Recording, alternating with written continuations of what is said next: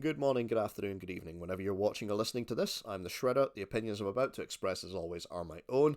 And this is going to be a follow-up to the allegations that were made against Chris Jericho this past weekend, as well as his appearance on AEW World's End, the way AEW has handled the whole situation, and the media scrum that took place after the show.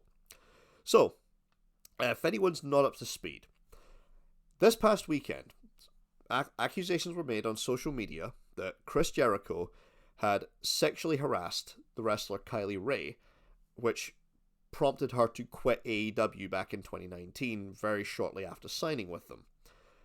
Also included in the allegations are that in order to be granted her release, Kylie Rae had to sign a non-disclosure agreement when it came to Chris Jericho's conduct. Now, despite this trending for well over 24 hours by the time AEW World's End started to air, Chris Jericho still appeared at the show, and he wrestled in the 8-man tag. And oh boy, you could have seen that response that he got coming a mile off. This was a show in New York, granted not New York City, but New York State. It's still a smart crowd, and they crapped all over Chris Jericho throughout. I mean, he was booed through the entirety of the match. Fans chanted NDA, Kylie Rae, and CM Punk at him. There were signs held up in the hard camera area about Jericho and NDAs.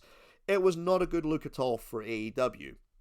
I felt bad for Sting, and I felt bad for anybody who bought a ticket or bought the pay-per-view to watch Sting's last hurrah, effectively, because unless he's working during the TV tapings between now and the 3rd of March, this is his penultimate match in his career. You know, it's his final match in New York, and the whole thing wound up being overshadowed by the crowd response to Chris Jericho. And that's not on the crowd, that's on AEW. AEW could have nipped this, they should have nipped this in the bud and pulled Jericho from the match. I mean, anybody could have seen this reaction coming from a mile off, and they did nothing. I mean, they had already substituted a wrestler earlier on in the night. You know, Keith Lee couldn't work the match against Swerve Strickland because he was injured, so they put Dustin Rhodes in instead. And, you know, you had 20 guys working a battle royal earlier on in the night. Pull Jericho out, announce that he's injured, or, you know, he's missed his flight or something, and put Christopher Daniels in the tag match. He's got history with Sting from TNA, and he's a solid enough worker that he could put together something with the other 7 guys and make everyone look good. But instead, AEW allowed that shit show to go ahead. And the only thing probably worse was the media scrum afterwards. Now, there were a couple of things I noticed with regard to the media scrum. The first is that AEW, for the first time ever, turned off live commenting when that stream was going on. You can go to the video now, and you can leave a comment on it, but you couldn't comment while it was going on live. And that, again, that's a first for AEW. The second thing I noticed was the absolutely woeful response to these allegations by the wrestling media. So, when Tony Khan was by himself, there were no other wrestlers on the stage, and the press got to ask him questions directly, a grand total of 3 questions got asked. 2 of them were addressed Jericho by name, and the third didn't. But one of the questions as well that was asked with regard to Jericho and sexual assault, it was followed up by a guy in a podcast asking, how does 14-year-old Tony Khan feel about tonight? And I really wish I was making that up.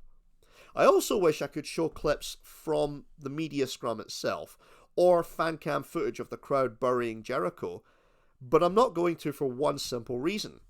Somebody at AEW is extremely trigger happy about issuing copyright takedown notifications right now, in particular with regard to fan cam footage.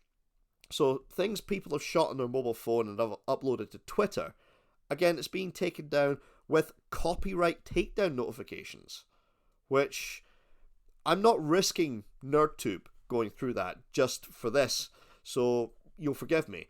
What I will do is I will read the questions that were posed by the journalists, and I'll read one of Tony Khan's responses for the simple reason his first response gets repeated for the next 2 times, and that's why I'll read the first answer out. But the 3 questions that were asked, the first one was from Pro Wrestling Illustrated's Kevin McElvaney, and he asked what AEW has done or is doing to combat sexual harassment in the workplace. So again, he was the first one, but he didn't mention Chris Jericho at all. And this was Tony Khan's response. It's a great question, Kevin, and I think it applies to everybody in the company, women and men. And it's something we're very serious about, and we've had a policy in place. And certainly, I think any time there's anything like that, we would make sure we do everything we can to prevent it. AEW has the best safety record, I believe, of any pro wrestling company in the world. I believe we have the most safe environment. I believe we have the best safety record of any pro wrestling company, and I would hold the record of AEW on safety against any wrestling company in the world, and I think AEW is the safest place for pro wrestling. And if any of our wrestlers ever have a concern, they always have an open line to talk to me. And I believe anybody would sit here and tell you they always can talk to me anytime they are concerned about anything. That answer was pretty sickening. I mean, how do you sit there with a straight face when you've been asked a question about sexual harassment in the workplace and say that we are the safest pro wrestling company in the world when you've just signed Ric Flair, a guy who has a well-publicized case of sexually harassing and assaulting flight attendants, which was settled out of court by WWE. I'll go one further as well. How about another guy who was working that same match Jericho was, Don Callis, your top heel manager in the entire company? I mean, Callis had an issue in TNA, Impact Wrestling, of scarlet fever, as it's been come to known. Where he was alleged to have sexually harassed Scarlett Bordeaux, which forced her to quit the company, and her then boyfriend, now husband, Killer Cross, to demand his release, which he apparently only got when it was agreed that they would sign NDAs. So again, forgive me for not accepting that whole thing about how you've got the safest company in the world. Yeah, there's plenty of issues in other companies, I will accept that. But how do you sit there with a straight face when you've got Don Callis and Ric Flair in your company? The second question that was asked, by the way, was from Phil Strum of the USA Today. And he directly addressed Jericho by name. He said, was Chris Jericho at any time under any internal investigation for sexual misconduct or any other type of misconduct over the course of his tenure in AEW? Now again, I'm only going to read the first part of his answer, because he goes on and repeats himself about we have the safest company, people can talk to me, we've got a policy in place, etc. But he says at the very start, I can't speak to internet and unsourced rumors. This was Kylie Rae responding to one of those rumors. It stopped being a rumor at that point and became an allegation. So at that point, it has become an allegation. It needs to be looked into. Now, regardless of whether or not you like Chris Jericho, here's an accusation that has been made. Kylie Rae, who is the subject of that allegation, has responded to it in a positive way, which suggests, yes, this is true. So, again, it's no longer an unsourced rumor. The final follow-up, again, this was from Corey Lee of the Wrestling Observer. He asked, again, can you confirm or deny that there's been an investigation with him or there's ever been any accusations or anything like that in regard to Chris's behavior? And Tony Khan said, I can't speak to that, and he just went on to repeat what he had previously said about safest company, disciplinary policy, and open door to talk to him and anyone at the office. Tony Khan could have completely crushed the story then and there. All he would have had to have done is say something along the lines of when he was asked, has there been any investigation into Chris Jericho's conduct? He could have said something along the lines of, no, we've never had any complaints about Chris Jericho's conduct or his behavior towards other talent, male or female, so there's never been any need to conduct any kind of internal investigation. If he'd said that, the matter's effectively closed. But he didn't say that. Instead, this answer suggests that maybe there is something going on to this. Maybe there has been an NDA or some kind of investigation that's taken place. And Tony Khan just doesn't want to leave himself open for any legal claims. If it turns out, if something ever comes of this and, he's put on the stand and they ask him, why did you say that there had never been any kind of investigation into the conduct of Chris Jericho? So, by the way, with regard to the code of conduct that's in place, because this has been brought up frequently now by people who are out there trying to defend Chris Jericho and say, well, he didn't really do anything wrong, he just made a pass at Kylie Ray, she overreacted, etc. Here's what the code of conduct from AEW says with regard to harassment. The full thing, segment on harassment, by the way, was posted by Brian Last on Twitter. But here's what it says. Harassment may be, on the list it says, verbal, and gives us an example, unwelcome sexual advances or requests for sexual favors. It then goes on to say on the next page, any violation of this policy may result in disciplinary action up to and including termination of engagement. It also says on that same page, by the way, sexual harassment may consist of, but is not limited to, uninvited requests for sexual favors or sexual advances, whether accompanied by promises or threats with respect to the engagement relationship. Now, in the allegations that were made about Chris Jericho, it's not simply a case of, he maybe tried to chat up Kylie Ray and, was rebuked. He supposedly got Kylie Ray to show up to a room, I don't know if it was a locker room or a hotel room, with the understanding that other people would be there. So Kylie Ray went along and found that it was just herself and Jericho there, which is when Jericho is alleged to have made, his advances on her. Now, that's definitely a clear-cut case of harassment. It's creepy and stalker-esque behavior. And if it's even remotely true, it's something that really should be investigated and dealt with. But there's two big problems with that. The first is, I tend to think Tony Khan wouldn't investigate Chris Jericho. I don't think he's got the balls to do it. Back in 2019, especially, Chris Jericho was up here in the pecking order. Kylie Ray was way down there. Chris Jericho was your big name from WWE who came in and was the first AEW World Champion. He was the guy who gave AEW mainstream credibility and a name that they could advertise.